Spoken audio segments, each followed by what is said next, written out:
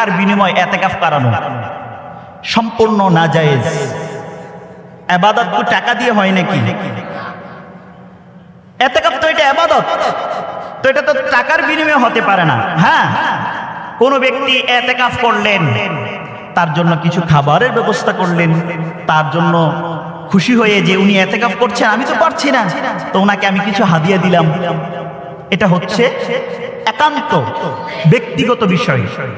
কিন্তু কোনো ব্যক্তি কোনো মসজিদের কর্তৃপক্ষ যদি দেখে যে এই মসজিদে কোনো কি নাই, ইতিকাফ বসার লোক নাই, তখন টাকা দিয়া 10,000 টাকা 5,000 টাকা বরাদ্দ কইরা যদি ইতিকাফ করানো হয়, এটা সম্পূর্ণ নাজায়েজ। ইতিকাফের আরো কতগুলো গুরুত্বপূর্ণ মাসালা বলি। ইতিকাফ করা অবস্থায় বিনা উজুরে মসজিদ থেকে বাইর হতে পারবে না। মহিলারা যে নামাজের নির্ধারিত স্থানে ইতিকাফের জন্য নির্ধারণ করে নেবেন ঘরের এক কোণে, ওইখান থেকে বিনা উজুরে বিনা প্রয়োজনে বের হতে পারবে না। পারবে প্রয়োজনে প্রস্রাব করা, ওয়াশরুম ব্যবহার করা, গোসল করা, তার প্রয়োজনে সে কি করতে পারবে? ব্যবহারের জন্য বাহির হতে পারবে। কিন্তু যদি করতে যাইয়া আড্ডা মারে, তার ইতিকাফ ছুটে যাওয়ার আশঙ্কা আছে। আর দুনিয়াবি কথাবার্তায় যদি নিমজ্জিত থাকে, ইতিকাফ ভেঙে যাওয়ার সম্ভাবনাও আছে। এটা এমনিতে স্বাভাবিকভাবে মাকরুহে তাহরিমি, কিন্তু যদি এটা অভ্যাসে মিটিং এর মতো শুরু করে মসজিদের মধ্যে বসে বসে, তাহলে ইতিকাফ সবার যাওয়ার সম্ভাবনা থাকবে যারা এই আড্ডা দিবে। দুনিয়াবি কথা ছাড়া ইলমি দ্বীন নিয়ে যে দোয়াটা আমি পারি না ভাই আমাকে শিখাই দেন, ওইরকম দুনিয়াবি কাজকর্ম ছাড়া ইবাদত বন্দেগী নিয়ে কথা বলতে পারবে, শিখতে পারবে, জানতে পারবে, কোনো অসুবিধা নাই। এই হলো ইতিকাফের সংক্ষিপ্ত পরিসরে কথা।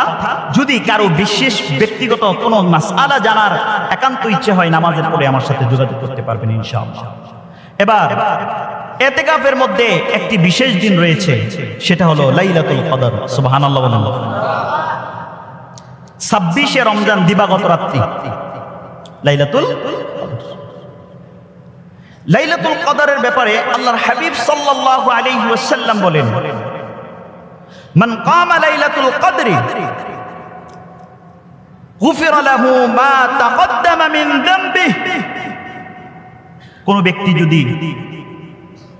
ব্যক্তি যদি কদর রাত্রে ইবাদতের উদ্দেশ্যে দাঁড়ায়, আল্লাহ পাক রব্বুল আলামিন তার জীবনের সমস্ত গুনাহ মাফ করে দেবেন। সুবহানাল্লাহ বলেন। এই সূরা কদর সম্পর্কে আমরা সকলে জানি, কিন্তু সূরা কদরের শানে নুজুল বা আসবাবুন নুজুল প্রেক্ষাপটটা আমরা অনেকের জানা নেই। আজকে আমি শুধু ওই শানে নুজুলটা ইনশাআল্লাহ বলে দেব। কদর রাতে সামান্য করে সূরা কদর নিয়ে কিছু কথা বলবো। আল্লাহর হাবিব সাল্লাল্লাহু আলাইহি ওয়াসাল্লাম একদিন সাহাবীদেরকে নিয়ে বনী ইসরাইলের যুগের একজন ব্যক্তিকে নিয়ে কথা বলছিলেন। আল্লাহর হাবিব বলতে লাগলেন, একজন বনী ইসরাইলের যুগে এমন একজন ব্যক্তি ছিল যিনি সারা দিন জিহাদ করতেন আর রাতের বেলা দাঁড়িয়ে দাঁড়িয়ে ইবাদত করতেন। এরকম ভাবে তিনি 1000 বছরে ইবাদত করার বয়স পেয়েছেন, সুযোগ পেয়েছেন।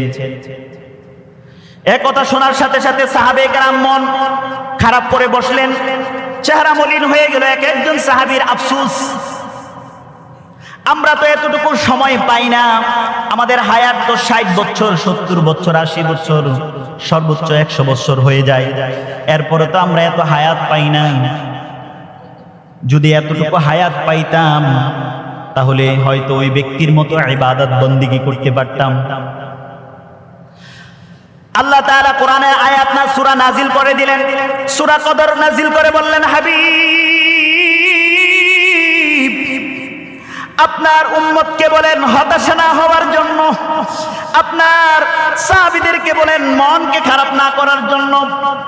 উম্মতে মুহাম্মাদীর মর্যাদাকে আল্লাহ পাক রব্বুল আলামিন এত সমুন্নত করেছেন, এত মর্যাদা বাড়িয়ে দিয়েছেন, এত মর্যাদা বাড়িয়ে দিয়েছেন। তাদের এমন একটি রাত রয়েছে, ওই এক রাতের ইবাদত আর বনি ইসরাইল যুগের 1000 বছর ইবাদতের সমপরিমাণ মর্যাদা আল্লাহ পাক রব্বুল আলামিন কদরের এক রাতের মধ্যে দিয়ে দিয়েছেন। আল্লাহ পাক রব্বুল আলামিন কোরআনুল কারীমের মধ্যে বলেন লাইলাতুল কদরি খায়রুম মিন আলফি শাহর। হাবিব ওয়া মা আদরাকা মা লাইলাতুল কদর, আপনি জানেন কি কদরটা কি? লাইলাতুল কদরি খায়রুম মিন আলফি শাহর, লাইলাতুল কদরটা হলো এমন মর্যাদাপূর্ণ যেটা হাজার মাসের চাইতেও এই এক রাতের মর্যাদা আরো বেশি। তাফসীরে আজিজের মধ্যে আব্দুল আজিজ মুহাদ্দিস দেহলভী রাহমাতুল্লাহি আলাইহি লিখছেন, তিনি বলেন কদরের রাত্রির ব্যাপারে তিনি বলেন সাহাবায়ে কেরাম আফসোস করতে লাগলেন, আমরা যদি আগেরকার মানুষের মতো এরকম সুযোগ পাইতাম তাহলে হয়তো আমরা বেশি বেশি ইবাদত বন্দেগী করতে পারতাম। সুবহানাল্লাহ বলবেন না? আল্লাহর হাবিব সাল্লাল্লাহু আলাইহি ওয়াসাল্লাম বললেন, আল্লাহ পাক আমার উম্মতের জন্য একটা বিশেষ রজনী দিয়েছেন, যে রজনীর এক রাত্রের ইবাদত আল্লাহ পাক রব্বুল আলামিন বনি ইসরাইলের উম্মতের 1000 বছর ইবাদতের চাইতে আরো মর্যাদাপূর্ণ করেছেন।